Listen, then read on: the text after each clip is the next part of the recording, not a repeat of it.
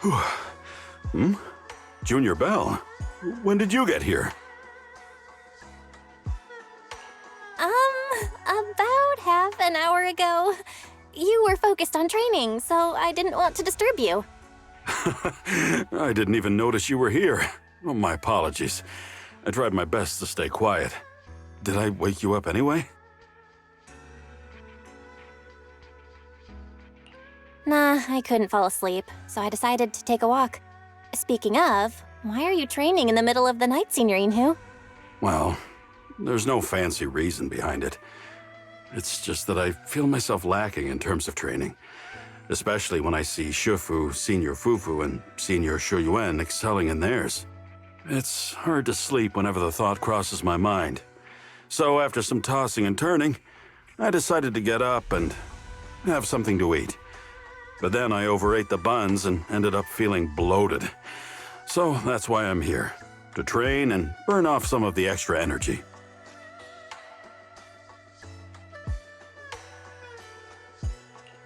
Oh, I thought when you couldn't sleep, your first instinct was to get up and train. Oh no, I'm not that hardworking. However, training is great for self-discipline. Good food fills the belly, and good training nourishes the spirit. Whenever I tune my breathing and become mindful of the shift and flow of the world around, it always calms my restless heart. Why not give it a try, Junior Bell?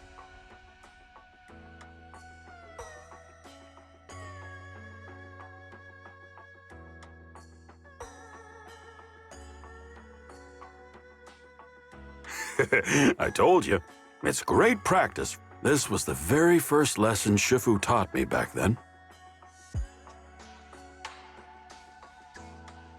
The first lesson Ishu and Shifu taught you? I'm intrigued. Can you tell me more? Huh? That's what intrigues you? Well, sure. But your impression of me might change after.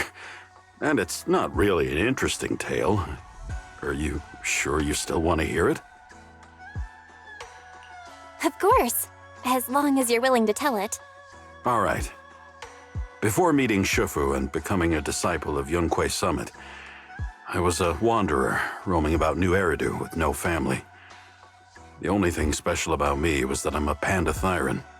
As you know, bear thyrons and cat thyrons aren't that rare, but things are different with panda thyrons.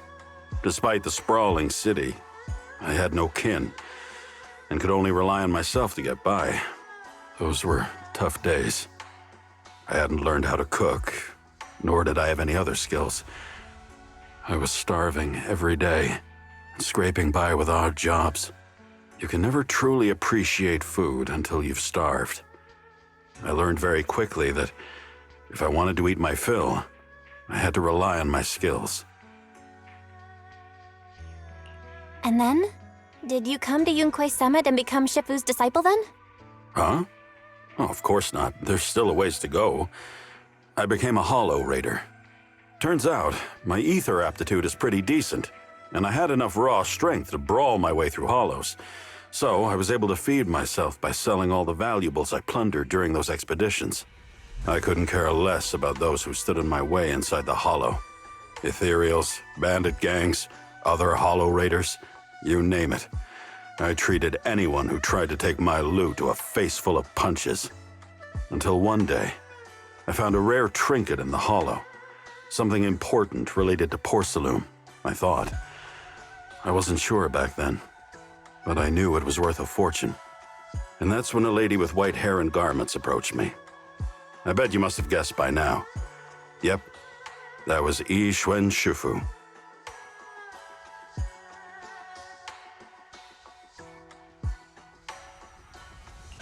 I get it. She was searching for that important object and ran into you. So she asked you to hand it over and invited you to join Yunhui Summit for good, right? Huh? Of course not. We're just getting started. She lost her way inside the hollow and asked me for directions. But I didn't know that was all she really wanted. I thought she was after my loot. So, I fought her. That was the first time I learned that violence can't solve everything. Especially when you're up against someone much stronger than you. Shifu put me to the floor swiftly. I got it. That's when she recognized the potential in you, then convinced you to become her disciple, right? Huh? No, we're not even halfway through the story yet. I was spent from the fight, and then passed out from hunger. When I came to, she had already taken me out of the hollow.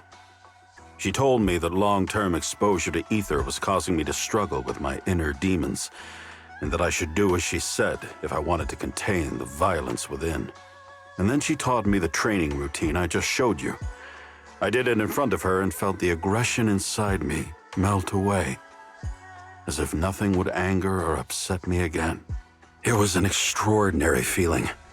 It made me think that if I clung to my way of life, maybe I'd never experience the wonders of this technique again. That's when you finally joined Yunhui Summit, right? Huh? No, but that's coming up soon. I then asked her if she had any food. After all, my mind was enriched, but my belly was still empty. As much as I was ready to change my ways and become a new panda, I couldn't spare the mental energy while on an empty stomach. And then she told me that Yunhui Summit serves 3 meals a day. So I joined.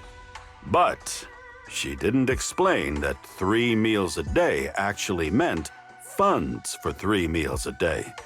Yunhui Summit didn't even have a proper chef. In the end, I had to learn how to cook and serve everyone anyway. Well, your past is, how should I put it? Filled with twists and turns, or a tangled mess, right? It's all right, because I think so too. But this is much better than the days when I had no one and nothing, isn't it? Without this mess, I wouldn't have become Shifu's disciple, met Senior Fufu and Shu Yuan, and you. I haven't told anyone this chapter of my life so far. It's not that interesting anyway, but for some reason, I just can't say no to your curious gaze. Don't go telling anyone else now. Of course. I'm keeping this amazingly interesting story all for myself. Oh, you're making me blush. Well, I'm feeling tired from training. Why don't we have a midnight snack together? What would you like to eat? I've got you covered.